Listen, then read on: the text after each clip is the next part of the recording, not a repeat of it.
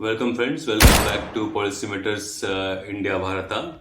Today we are going to look at the immigration changes and immigration process, both with legalized immigration and also with asylum seekers, how it is dealt in Denmark. Let's start with the video. Minister Beck, you are recommending that Germany should tighten up its immigration policies. What is Denmark doing right that makes it a good model for a country like Germany to follow?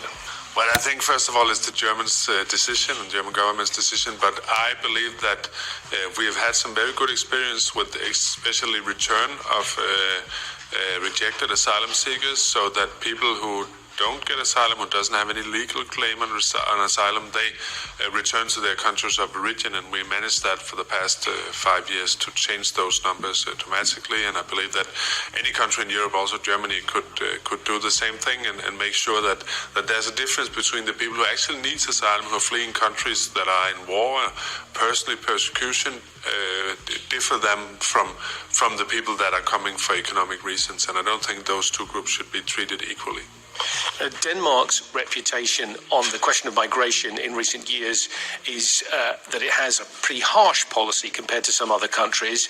Do you think that reputation is fair, and are you happy with that? Well, I believe that sometimes it lacks the nuances that is important, and that is, for one thing, that we have one of the world's highest development aid percentage, that we are also trying to build up institutions around migration. We want to change it so that people who actually have the most need for protection, for example, people who live in camps in Central Africa, get a better chance as compared to people who travel across the Mediterranean. But of course, I think it's important to have a strict migration policy, and first of all to make sure that the people who decide upon migration is the national parliaments. It's not everyone else, it's the national parliaments. Just as any other decision of importance for a country, they should be decided by among the people who are elected for that purpose. Here in Germany, Olaf Scholz has said it's important to get tough on particularly illegal migration. But at the same time, the German government has pointed out that substantial immigration is needed for economic reasons to bring in skilled labour. So where do you think is the right balance on that question? Well, I definitely think that the German government has a point in saying that we need people for our labor market, but I think that it's important to distinguish between just an open door for everyone and then to claim to get people who have the skills that we need in the European economies. And I think that is the most important part. I think that we're going to need more skilled people on our labor markets, but that is definitely not the same as opening for migration in a broad term. And I think it's also important to underscore that you need to have legal ways to get into a country, to get a work permit, for example, and this is an important part of the total flow of migrants that are in the legal schemes. There's been talk about fixing the EU's migration and asylum system for decades, really. In recent years, it seems that more countries are determined to do something about it and change the rules. Why do you think that there's this focus on that question now?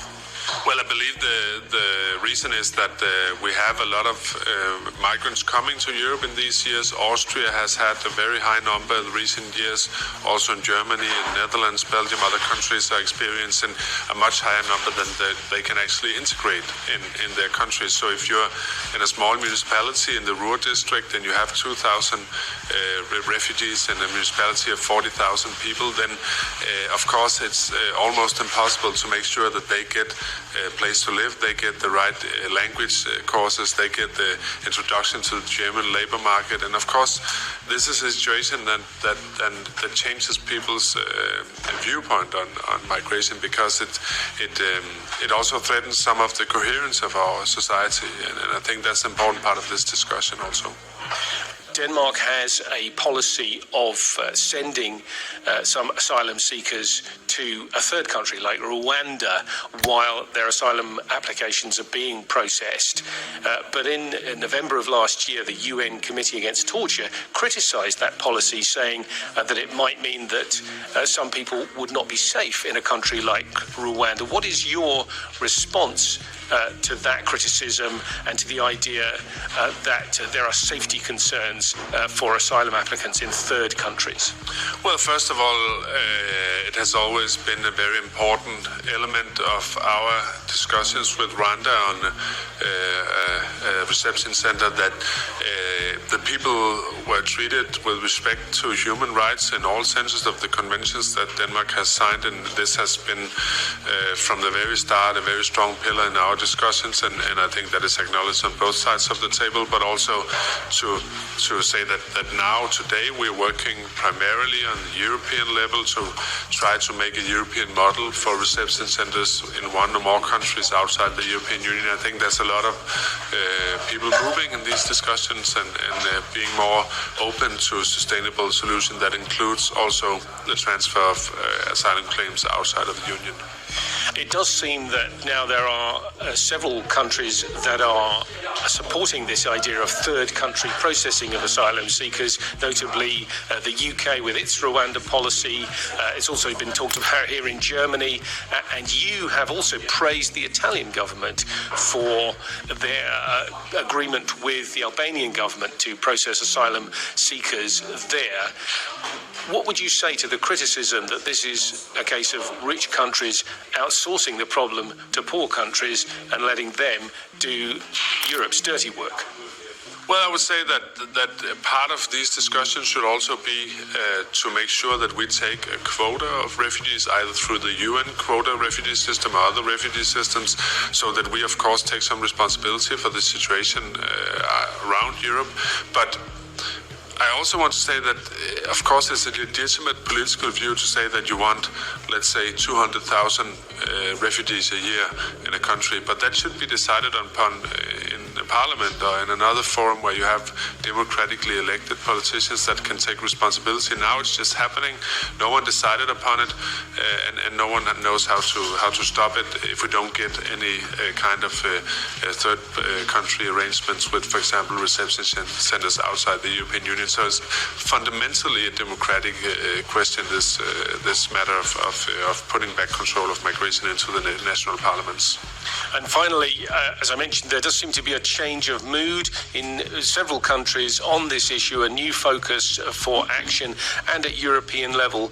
Do you see that change of mood, and are you confident that Europe can get a grip of its migration issue? Yes, definitely. I was appointed to this post 1.5 years ago, and at that point we were the only country in Europe promoting the idea of third safe country. We have seen the whole video of Denmark. We come to realize how Denmark and other countries use different mechanisms to deal with their immigration issues, be it any kind of immigration, illegal, legal, or asylum seekers. Denmark had a plan of hosting these asylum seekers. Basically, they are processing units in Rwanda. Now UK is going ahead with that plan, with the UK-Rwanda plan, where all the asylum seekers will be sent to Rwanda. All the illegals will be sent to Rwanda. And Denmark also has an island for keeping the illegal asylum seekers. So apart from the colonies which are built in Denmark, all this news is easily available on European news channels, but they come very rarely in Indian channels. It is so easy for the West to point fingers at India, but they have very less scope for introspection. If you see, Australia has been doing this since long time. They had this refugee processing units in Papua New Guinea, according to this news article here. and you will find many articles like that. But we don't know about all these things because we feel that only we can make mistakes. We also do make mistakes, but it is always important and critical to know that how the world behaves, so that when we are being told, we can politely answer back. So these are the few of the videos which will be shared and watched together with you. I hope it becomes a habit with more Indians taking out some time and watching international news. Apart from the regular things we do, we can at least know about these things so that we are in a good position to answer back in a very polite manner. Thank you. See you again. Take care. This is Policy Matters India, Bharat.